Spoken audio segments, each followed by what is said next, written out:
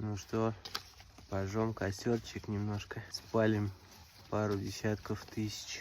Голосуйте в комментарии, сжечь бабло. Ладно, долго вас ждать.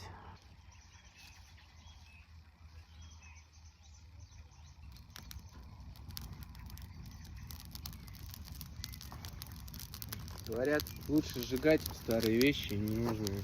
Ну или даже не старые. Те вещи, которые мы не носим. Освобождать свое пространство для чего-то нового. Например, эти рубашки носились 10 лет назад. Вот неделя. Классная была рубашка. Классная кофта. Ей меньше года, но я ее ношу. Освобождаем пространство. Шикарный пиджак, я ни разу не одел.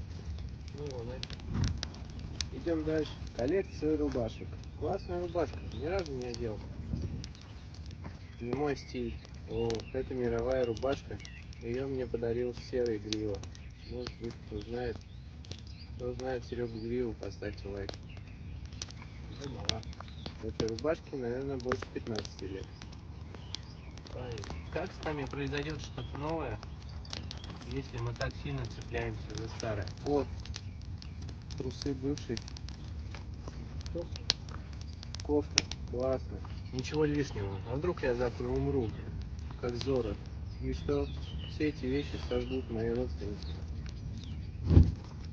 Джинсы уже не в моем вкусе. Отлично горят вещи. Так вот, друзья, живите как хотите.